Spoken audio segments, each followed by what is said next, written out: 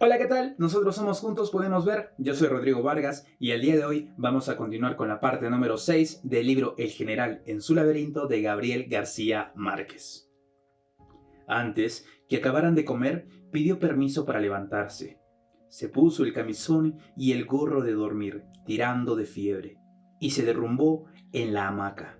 La noche era fresca y una enorme luna anaranjada empezaba a alzarse entre los cerros, pero él no tenía humor para verla. Los soldados de la escolta, a pocos pasos de la galería, rompieron a cantar a coro canciones populares de moda. Por una vieja orden suya, acampaban siempre cerca de su dormitorio, como las legiones de Julio César, para que él conociera sus pensamientos y sus estados de ánimo por sus conversaciones nocturnas. Sus caminatas de insomne lo habían llevado muchas veces hasta los dormitorios de campaña, y no pocas había visto el amanecer cantando con los soldados canciones de cuartel, con estrofas de alabanza o de burla improvisadas al calor de la fiesta. Pero aquella noche no pudo soportar los cantos y ordenó que los hicieran callar. El estropicio eterno del río entre las rocas, magnificado por la fiebre, se incorporó al delirio. ¡La pinga!, gritó. Si al menos pudiéramos pararlo un minuto. Pero no, ya no podía parar el curso de los ríos. José Palacios quiso calmarlo con uno de los tantos paliativos que llevaban en el botiquín, pero él lo rechazó.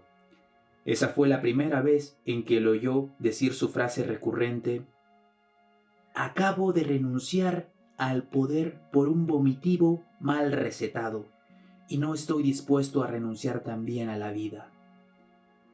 Años antes había dicho lo mismo, cuando otro médico le curó unas fiebres tercianas con un brebaje arsénica, que estaban con un brebaje arsénica, bueno, sí dice, con un brebaje arsénica que estuvo a punto de matarlo de difteria. Desde entonces, las únicas medicinas que aceptó fueron las píldoras purgantes que tomaba sin recetinas varias veces por semana por su estreñimiento obstinado, y una lavativa de zen para los retrasos más críticos. Poco después de la medianoche, agotado por el delirio ajeno, José Palacios se tendió en los ladrillos pelados del piso y se quedó dormido. Cuando despertó, el general no estaba en la hamaca y había dejado en el suelo la camisa de dormir ensopada en sudor. No era raro. Tenía la costumbre de abandonar el lecho y de ambular desnudo hasta el amanecer para entretener el insomnio cuando no había nadie más en la casa. Pero esa noche había razones de más para temer por su suerte, pues acababa de vivir un mal día, y el tiempo fresco y húmedo no era el mejor para pasear a la intemperie. José Palacios lo buscó con una manta en la casa iluminada por el verde lunar, y lo encontró acostado en un poyo del corredor, como una estatua yacente sobre un túmulo funerario. El general se volvió con una mirada lúcida en la que no quedaba ni un vestigio de fiebre. Es otra vez como la noche de San Juan de Payara, dijo, sin reina María Luisa, por desgracia. José Palacios conocía de sobra aquella evocación. Se refería a una noche de enero de 1820 en una localidad venezolana perdida en los llanos altos de Apure, donde había llegado con 2000 hombres de tropa. Había liberado ya del dominio español 18 provincias, con los antiguos territorios del Virreinato de la Nueva Granada.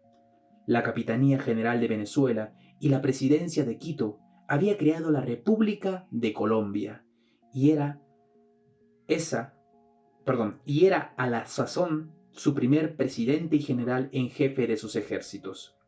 Su ilusión final era extenderse, perdón por el ladrillo, tenemos un animal muy cerca, una mascota, pero bueno, continuaremos. Su ilusión final era extender la guerra hacia el sur, para ser cierto el sueño fantástico de crear la nación más grande del mundo, un solo país libre y único desde México hasta el Cabo de Hornos. Sin embargo, su situación militar de aquella noche no era la más propicia para soñar. Una peste súbita que fulminaba a las bestias en plena marcha había dejado en el llano un reguero pestilente de 14 leguas de caballos muertos. Muchos oficiales, desmoralizados, se consolaban con la rapiña y se complacían en la desobediencia, y algunos se burlaban incluso de la amenaza que él había hecho de fusilar a los culpables. 2000 soldados harapientos y descalzos, sin armas, sin comida, sin mantas, enfermos, habían empezado a desertar en desbandada. A falta de una solución racional, él había dado la orden de premiar con 10 pesos a las patrullas que prendieran y entregaran a un compañero desertor, y de fusilar a éste sin averiguar sus razones. La vida le había dado ya motivos bastantes para saber que ninguna derrota era la última. Apenas 2 años antes, perdido con sus tropas muy cerca de allí, en las selvas del Orinoco, había tenido que ordenar que se comieran a los caballos, por temor de que los soldados se comieran unos a otros. En esa época, según el testimonio de un oficial de la Legión Británica, tenía la catadura estrafalaria de un guerrillero de la legua. Llevaba un casco de dragón ruso, alpargatas de arriero, una casaca azul con alameros rojos y botones dorados, y una banderola negra de corsario izada en una lanza llanera, con la calavera y las tibias cruzadas sobre una divisa en letras de sangre: libertad o muerte. La noche de San Juan de Payara, su atuendo era menos vagabundo, pero su situación no era mejor, y no solo reflejaba entonces el estado momentáneo de sus tropas, sino el drama entero del ejército libertador, que muchas veces resurgía engrandecido de las peores derrotas y, sin embargo, estaba a punto de sucumbir bajo el peso de sus tantas victorias. En cambio, el general español don Pablo Morillo, con toda clase de recursos para someter a los patriotas y restaurar el orden colonial, dominaba todavía amplios sectores del occidente de Venezuela y se había hecho fuertes en las montañas. Ante ese estado del mundo, el general pastoreaba el insomnio caminando desnudo por los cuartos desiertos del viejo caserón de hacienda transfigurado por el esplendor lunar. La mayoría de los caballos muertos el día anterior había sido incinerados lejos de la casa, pero el olor de la podredumbre seguía siendo insoportable. Las tropas no habían vuelto a cantar después de las jornadas mortales de la última semana, y él mismo no se sentía capaz de impedir que los centinelas se durmieran de hambre. De pronto, al final de una galería abierta a los vastos llanos azules, vio a la reina María Luisa sentada en el Sardinel, una bella mulata en la flor de la edad, con un perfil de ídolo, envuelta hasta los pies en un pañolón de flores bordadas y fumando un cigarro de una cuarta. Se asustó al verlo y extendió hacia él la cruz del índice y el pulgar. «¿De parte de Dios o del diablo?», dijo. «¿Qué queréis?». «A ti», dijo él. Sonrió y ella había de recordar el fulgor de sus dientes a la luz de la luna. La abrazó con toda su fuerza, manteniéndola impedida para moverse, mientras le picoteaba con besos tiernos en la frente, en los ojos, en la mejilla, en el cuello, hasta que logró amansarla. Entonces le quitó el pañolón y se le cortó el aliento. También ella estaba desnuda, pues la abuela, que dormía en el mismo cuarto, le quitaba la ropa para que no se levantara a fumar. sin saber que por la madrugada se escapaba envuelta con el pañolón. El general se la llevó en vilo a la hamaca, sin darle tregua con sus besos balsámicos, y ella no se le entregó por deseo ni por amor, sino por miedo. Era virgen. Solo cuando recobró el dominio del corazón, dijo: «Soy esclava, señor». «Ya no», dijo él, «el amor te ha hecho libre». Por la mañana, se la compró al dueño de la hacienda con 100 pesos de sus arcas empobrecidas y la liberó sin condiciones. Antes de partir, no resistió la tentación de plantearle un dilema público. Estaba en el traspatio de la casa, con un grupo de oficiales montados de cualquier modo en bestias de servicio, únicas sobrevivientes de la mortandad. Otro cuerpo de tropa estaba reunido para despedirlos, al mando del general de división José Antonio Páez, quien había llegado la noche anterior. El general se despidió con una aranga breve, en la cual suavizó el dramatismo de la situación, y se disponía a partir cuando vio a Reina María Luisa en su estado reciente de mujer libre y bien servida.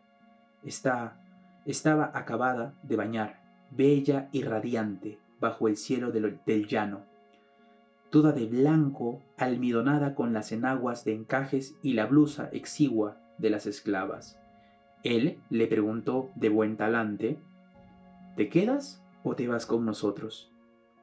Ella le contestó con una risa encantadora: «Me quedo, señor». La respuesta fue celebrada con una carcajada unánime. Entonces el dueño de la casa, que era un español convertido desde la primera hora a la causa de la independencia, y viejo conocido suyo además, le aventó muerto de la risa la bolsita de cuero con los 100 pesos. Él la atrapó en el aire. «Guárdelos para la causa, excelencia», le dijo el dueño. «De todos modos, la moza se queda libre». El general José Antonio Páez, cuya expresión de fauno iba de acuerdo con su camisa de parches de colores, soltó una carcajada expansiva. «¿Ya ve, general?», dijo. «Eso nos pasa por meternos a Libertadores». Él aprobó lo dicho y se despidió de todos con un amplio círculo de la mano. Por último, le hizo a Reina María Luisa un adiós de buen perdedor y jamás volvió a saber de ella.